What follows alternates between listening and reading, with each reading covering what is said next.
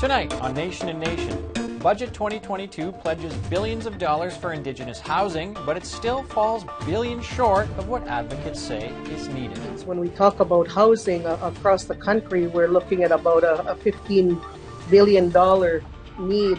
So, it's a start. The budget also promises to overhaul the First Nations land management regime. Former Chief Robert Louis hopes the change clears up some long-standing concerns. This is inherent rights of First Nations, and it's not something Canada can give us. It is something that we already have. Speaking of land, Indigenous comedy showcase Gotland delivers laughs with a political edge. But the best part of having a status card is I get to hunt and fish wherever I want. So I was in Loblaws the other day and I dropped my line in the fish tank. Founder Janelle Niles says it's about using humor to tackle tough topics and build solidarity. We're born political as Indigenous people and Black people, so it's all part of comedy to challenge the political spectrum, if you will. Good evening, I'm Brett Forster, and welcome to Nation to Nation. Federal cabinet ministers have fanned out across the country this week to sell the public on this year's spending plan. It's received mixed reviews from Indigenous leaders and advocates so far. On one hand, the Liberals continue to spend significant cash on Indigenous priorities. On the other, the money can't flow freely forever, says Minister Chrystia Freeland. Heather Bair is a Vice Chief of the Federation of Sovereign Indigenous Nations. She joins me to offer her take. Hello, Vice Chief. Hello, and thank you for having me today. So what was your reaction to this pledge to spend $4 billion on Indigenous housing over 5 years? Well, first of all, of course, there is an investment in housing. We appreciate the investment, but we know that, the needs, the critical needs, when we talk about housing across the country, we're looking at about a $15 billion need. So, it's a start, but hopefully we can, address some of these issues in and around, housing and overcrowding and, what we see as leaders out in our communities. We need to feel that on the ground. So, hopefully, there's a number of issues I think that need to be weighed in when we talk about investments, the cost of construction and, those types of things, lumber spiking up, and it really has hampered, some of the initiatives in housing that would normally be an increase, but, we can't really say that at that point in terms of the, the supply chain and construction costs. The other issue that we have at hand here is infrastructure. And,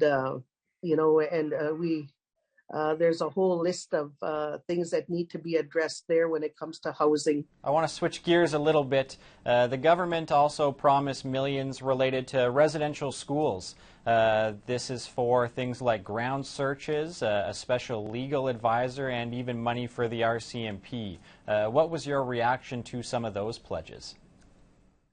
Well, there again, we do appreciate the investments, as the story unfolded, the reality unfolds. There again, the ones that are most impacted are our people within our nations. And I think that the nations should have had, the funds should have flowed directly to the nations.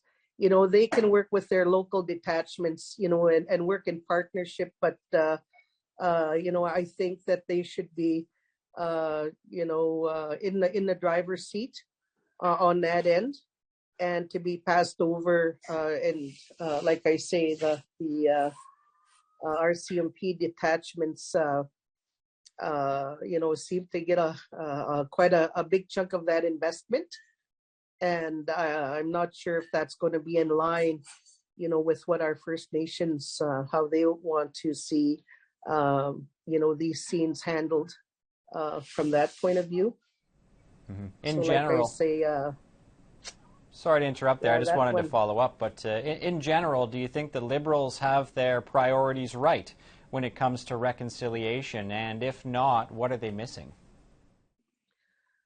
Well, I think, you know what, we use that measuring stick. I guess for me, I use that measuring stick. Yeah, when I, you know, drive out to the communities, you know, on the ground, and, you know, I see the conditions of the houses, and, you know, the maintenance is, you know, isn't there. And like I say, the infrastructure, the roads, when, you know, the day it needs to come when those aren't, the conditions that I see right now.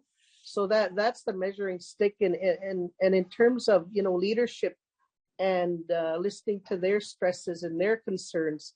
I mean, I talked to a chief a couple of weeks ago, and I asked him about the one of the programs that were delivered within his nation, and $88,000 was what he told me he received for housing. You can't even build a house, half a house for that.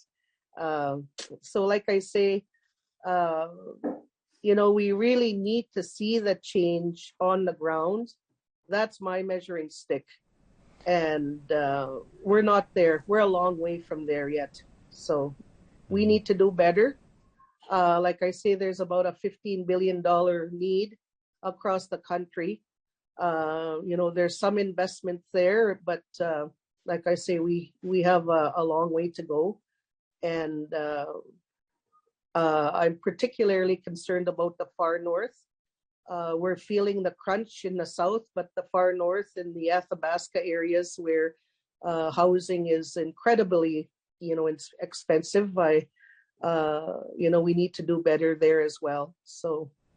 Okay, I'm running out of time, but I want to get one more question in. How optimistic are you about the future now that Trudeau has been guaranteed 3 more budgets after this one by the NDP?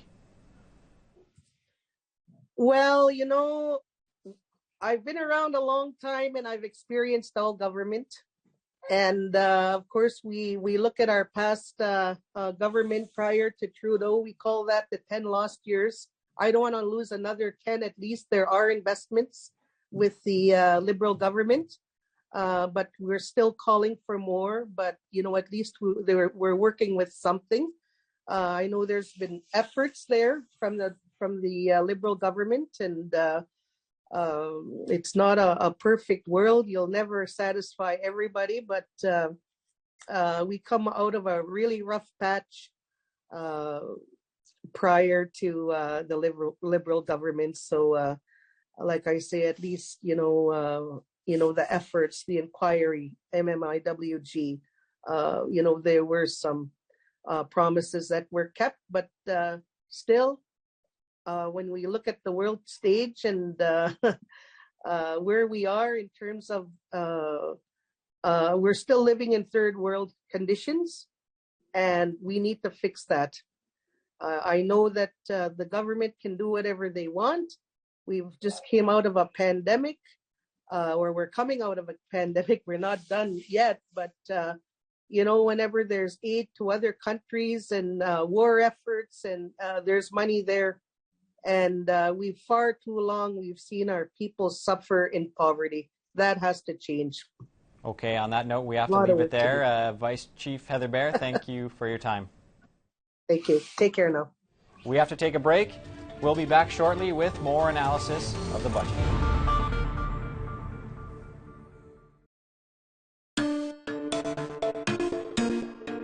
Welcome back.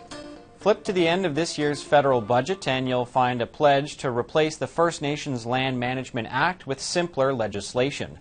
The act was passed in 1999 to ratify an agreement 13 First Nations had signed with Jean Chrétien's Liberal government.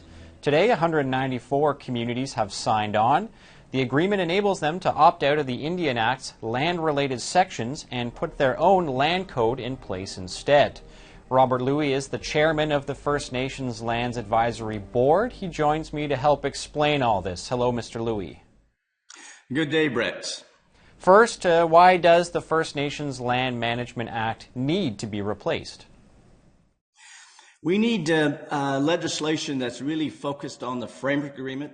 The framework agreement was a government-to-government agreement signed in 1996, and the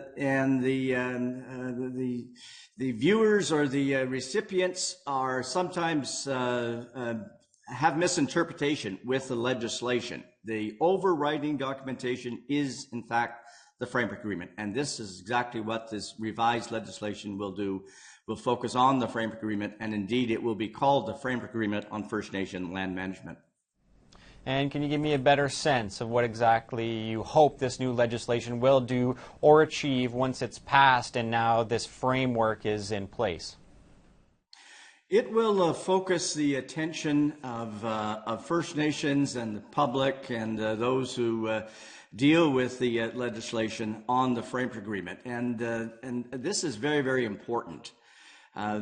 It's the inherent rights of First Nations that are being recognized. The legislation, as it was in the past, gave the sense that Government of Canada gave the inherent rights, and that's not really the case. The inherent rights were there. This legislation now that's in the making will clarify that. It will focus the intent on the framework agreement, and the framework agreement, again, was the agreement that was put together by the chiefs in lands in Canada that will focus on their communities, and the inherent right is the aspect, and it's not something that Canada or any other government can give. It has to be recognized within, and this is the intent, and this is what this legislation will help clarify. This land management regime has been on the books for nearly 30 years. As you mentioned, it was first signed in 1996. How successful would you say it's been? Well, to date, it's been successful. There's no question about it. Notwithstanding the misinterpretations and sometimes confusion that has happened as a result of the legislation, the intent has worked very, very well. We have 103 First Nations throughout Canada. We have now taken 13% of the control back from Canada, put it in the hands of First Nations.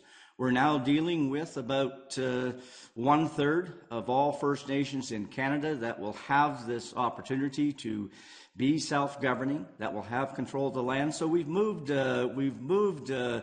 certainly a long ways, but we need to clarify. We need now to deal with the recognition of and the understanding by everyone that this is inherent rights of First Nations, and it's not something Canada can give us. It is something that we already have. Less than 1/3 of the 634 First Nations have signed on. You're talking a little bit about the misinformation about it. Why do you think more haven't gotten on board? Well, we always have this response from First Nations. They look at the legislation and they say, well, Parliament of Canada passed this legislation, so obviously Canada is in charge. They're the ones that have recognized the First Nations authority, and in that recognition, they're confusing the simple fact that Canada can only just recognize the legislation. It cannot give the inherent right. And for many of the communities, they see this as something that, well, it's all about Canada. And the understanding is all about Canada bestowing something on the First Nations, when in fact it's the rights of First Nations being recognized. And that's really a clarity issue. Based on my research into this topic, there also seems to be fears that opting in could lead to privatization, surrender of title to the Crown, and municipalization of reserve lands. How well founded are those concerns, in your opinion? They're not founded at all, not correctly, no. We've been challenged over the years since the mid-1990s, been challenged by many who simply have miscommunication, misunderstandings of what the intent was. And again, we're talking about the jurisdiction of First Nations peoples having the full decision-making power over their lands, over their resources.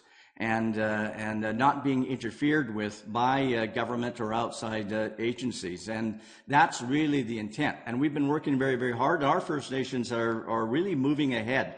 And we're going to move ahead even further now that we're going to have this misinterpretation clarified, that First Nations and government and all the public and everyone that looks at the legislation will now focus in on the real intent, and that's the framework agreement. And that's really the essence of what we're doing now. Mm-hmm. Researchers have pointed out that this arrangement does benefit the Canadian government.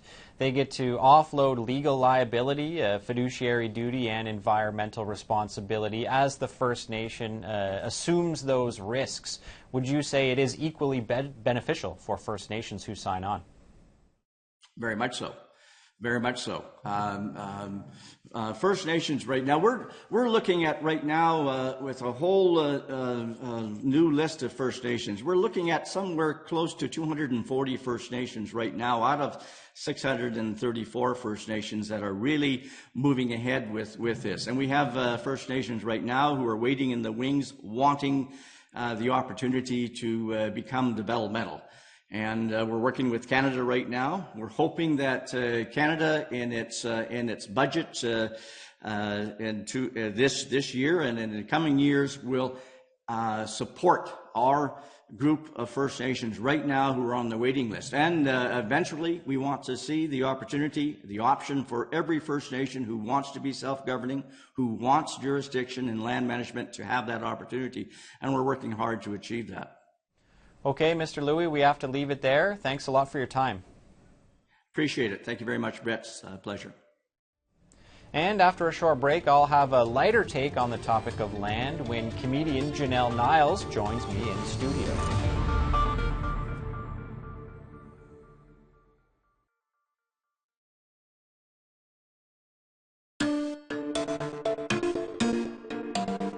Welcome back.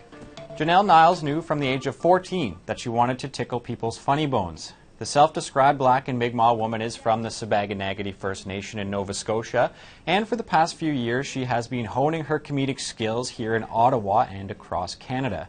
Niles is the creator of Gotland, a one-night showcase of Indigenous comedians. But the best part of having a status card is I get to hunt and fish wherever I want. So I was in Loblaws the other day and I dropped my line in the fish tank. I'm a security guard by profession, so I walked myself out. Janelle joins me now in studio. Welcome to Nation to Nation.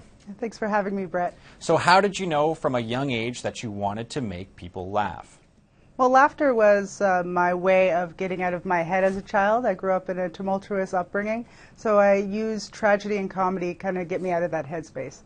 Now, you say on your website that one of your aims is to communicate solidarity through humor. What exactly does that mean? So we communicate solidarity through humor at white people's expense. No, I'm just joking. It's to open up a dialogue, to start a conversation that a lot of people have trouble beginning here in Ottawa and the nation's capital and through Canada. There's a lot of questions that need to be answered, but where do we start? Now, I believe this was kicked off in 2019. Yeah. What inspired you to found the Gotland event? So what inspired me was actually Kenny Robinson. He has a show in Toronto called The Nubian Show, and it's an all-black comedian show, and I'm like, why don't we have one here?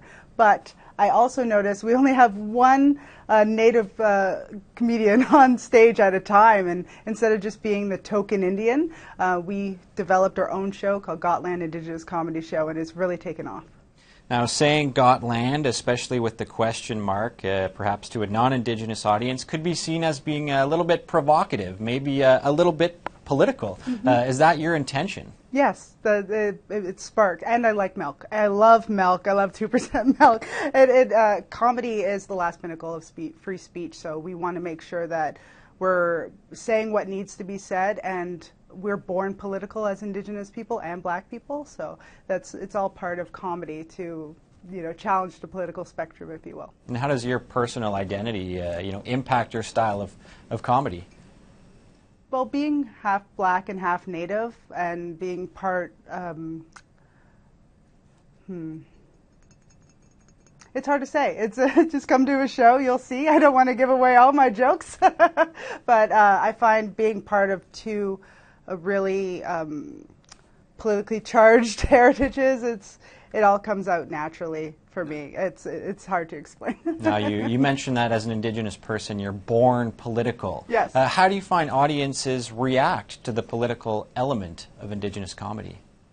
Well, there's a wall, and we have to break through that wall. People get uncomfortable, and comedy in a way is a little bit uncomfortable. We're towing that line, and we want to bring the audience in on the joke. So we're not attacking people. We want them to laugh with us, and this is how we tackle those tough topics, with them laughing with us, and then also giving them something to talk home about, like at the dinner table. So.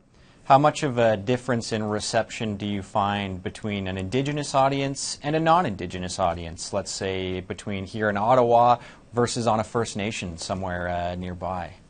Well, our people love us. They love it. They're like, finally, someone's saying what we're thinking.